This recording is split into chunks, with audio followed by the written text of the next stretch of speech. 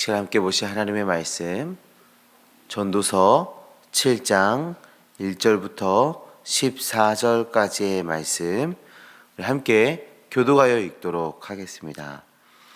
좋은 이름이 좋은 기름보다 낫고 죽는 날이 출생하는 날보다 나으며 조상집에 가는 것이 잔치집에 가는 것보다 나으니 모든 사람의 끝이 이와 같이 됨이라. 산자는 이것을 그의 마음에 둘지어다. 슬픔이 웃음보다 나음은 얼굴에 근심하는 것이 마음에 유익하기 때문이니라. 지혜자의 마음은 조상집에 있으며 우매한 자의 마음은 혼인집에 있느니라. 지혜로운 사람은 사람의 책망을 듣는 것이 우매한 자들의 노래를 듣는 것보다 나으니라. 우매한 자들의 웃음소리는 손밑에서 가시나무가 타는 소리니 탐욕이 지혜자를 우매하게 하고 뇌물이 사람의 명철을 망하게 하느니라. 시작보다 낫고 잡는 마음이 교만한 마음보다 나으나 급한 마음으로 노를 바라지 말라. 노는 우매한 자들의 품에 머무름이니라. 옛날에 이후보다 나은 것이 어찌미냐 하지 말라. 이것을 이렇게 묻는 것은 지혜가 아니니라. 지혜는 유산같이 아름답고 햇빛을 보는 자에게 유익이 되도다. 지혜의 그늘 아래 있음은 돈이 그리하심과 같으나 지혜에 관한 지식이 더 유익함은 지혜가 그 지혜에 있는 자를 살리기 때문이니라.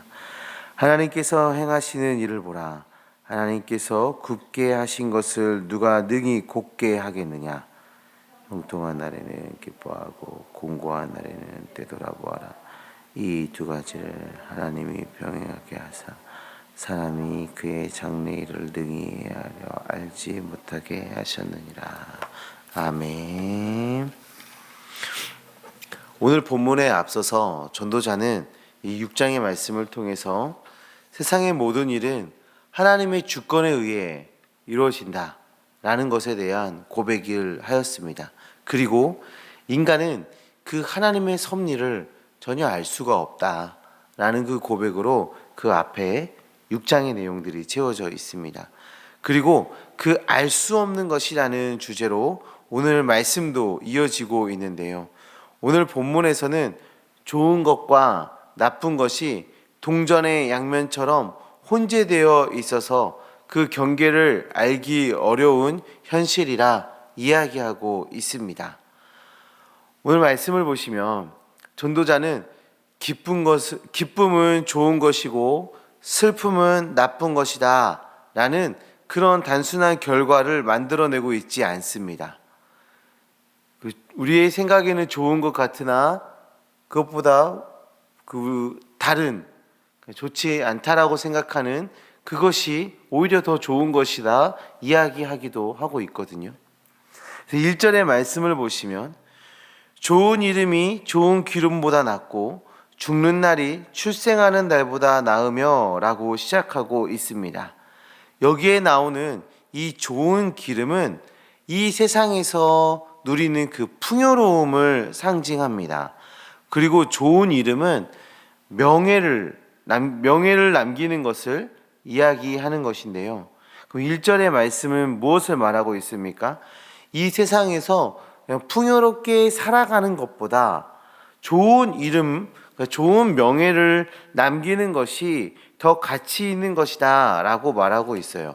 그리고 이어서 2절에 잔치집에 가는 것보다 초상집에 가는 것이 더 낫다라고 말을 하고 있습니다.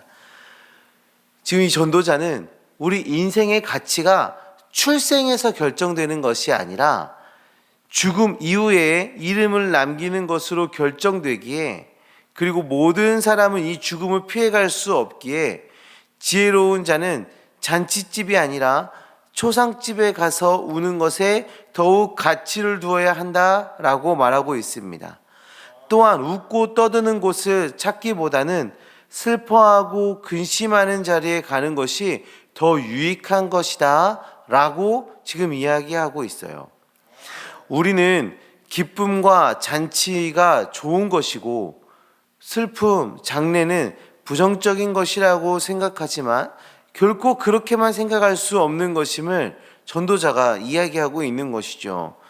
전도자는 이어서 무엇이 옳은 지혜이며 나쁜 우매함인지 구분하기 쉽지 않다고 설명합니다.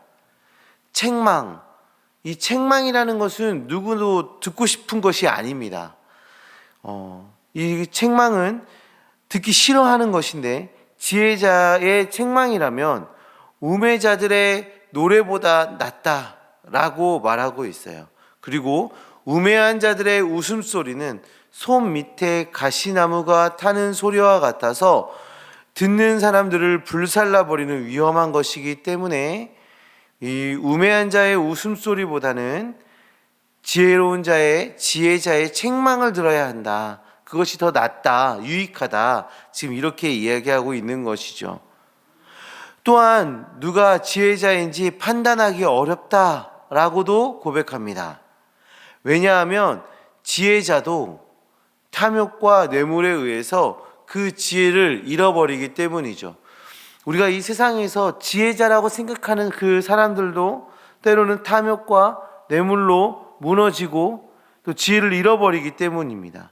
그래서 전도자는 인생의 끝을 다시 한번 강조하고 있어요. 마지막 때에 그 사람이 죽었을 때에 어떠한 명예를 남기고 어떤 지혜로운 삶을 남겼는가를 그때를 강조하고 있는 것이죠. 사실 오늘 말씀을 보시면 참 알쏭달쏭한 말씀들이 연속적으로 나오고 있어요. 기쁨보다 슬픔이 낫다. 잔치보다 장례가 낫다. 즐겁게 노래하는 것보다 책망을 받는 것이 낫다. 라고 말하고 있습니다. 우리가 좋은 것이다, 나은 것이라 생각하는 것보다 그렇지 않다고 생각하는 것이 더 낫다고 이야기하고 있는 본문 아니겠습니까? 참 알 수가 없습니다. 마치 이 동전이 뒤집어지고 또 뒤집어지는 것과 같은 그런 말씀들이 이어지고 있는 것이죠. 이런 상황에서 전도자는 지혜의 본질에 다시 도달하기를 우리에게 말씀하고 있어요. 전도자는 세상은 더 어리석어지고 반대로 더 지혜로워지지도 않는다라고 말하고 있습니다. 옛날이나 지금이나 지혜는 유익하다라고 말하고 있어요. 그러니까 변하지 않는 그 일들에 대해서 지혜자가 얘기하는데 예전보다 더 나아지지도 또 더 어리석어지지도 않고 그냥 그대로 흘러가는 이 인생들을 이야기하고 있습니다. 그리고 예나 지금이나 유익하고 우리가 더 가치를 두어야 하는 것은 지혜임을 이야기합니다. 그리고 그 가치 있는 지혜의 본질을 드러내주고 있는데 그것은 바로 우리 하나님입니다. 지혜의 본질은 바로 하나님이시다 라고 고백하고 있는 것이죠. 우리가 아무리 고민하고 생각하여도 참된 지혜는 알 수가 없습니다. 우리가 아무리 생각하고 우리가 아무리 옳다라고 얘기하고 내가 아무리 지혜롭다고 하여도 인생에 더 지혜로운 것, 옳은 것을 제대로 분별하지 못하는 그런 알쏭달쏭한 인생을 우리가 살아가고 있는데 그 안에서 분명한 지혜, 확실한 지혜의 본질은 바로 하나님이시다. 성경이 우리에게 말씀해 주고 있는 것이죠. 우리가 살아가는 그 현실은 지혜인 듯 하나 우매하고 기쁨인 듯 하나 슬픔인 것들이 가득한 세상 속에 우리가 살아가고 있습니다. 그런데 성도님들, 세상 안에서 변하지 않는 지혜가 있습니다. 바로 하나님이십니다. 우리가 선택해야 하는 지혜, 변함없는 참 지혜, 바로 하나님이신 것이죠. 하나님께서 우리 인생에 가장 좋은 것으로 채워주실 것이라는 그 믿음이 바로 참 지혜인 것입니다. 때로는 우리가 이 세상을 살아가면서 우리가 알 수 없는 혼란스러운 그런 세상 속에서 우리가 살아가지만 무엇이 좋은 것인지, 무엇이 나쁜 것인지 바르게 판단할 수 없는 그 순간순간들 속에 우리가 살아간다 할지라도 하나님께서 우리의 삶의 주인이 되셔서 우리를 인도하시고 좋은 것으로 채워주실 것을 믿는 그 믿음으로 나아가는 것, 그것이 참된 지혜인 것입니다. 사랑하는 성도님들, 하나님을 의지하시고 우리의 삶을 하나님께 의탁하시기를 간절히 소망합니다. 그것이 지혜의 모습입니다. 하나님 안에 머물고 하나님께 순종하고 하나님의 능력으로 살아가는 것, 우리의 삶은 이해할 수 없지만 그럼에도 하나님을 기대하며 살아가는 것, 그것이 지혜입니다. 이런 지혜자의 삶을 살아가는 하나님의 백성들 되어지시기를 간절히 소망합니다. 기도하겠습니다.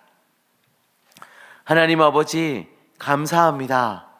하나님, 우리의 지혜가 되어주셔서 우리에게 소망이 되어주시고 우리에게 힘이 되어주시고 우리의 삶이 되어지게 하심을 정말 감사합니다.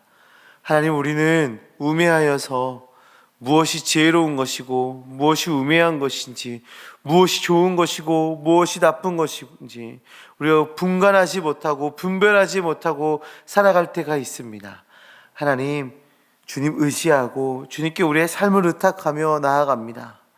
주님, 지혜자의 삶으로 우리를 붙잡아 인도하여 주시옵소서. 하나님을 기대하며 하나님을 의지하며 살아가는 우리 되게 하여 주셔서 주님으로부터 오는 그 은혜를 소망하며 살아가는 지혜자의 삶 살아낼 수 있도록 주여 역사하여 주시옵소서. 하나님, 함께 하심 믿습니다. 예수 그리스도의 이름으로 기도합니다. 아멘.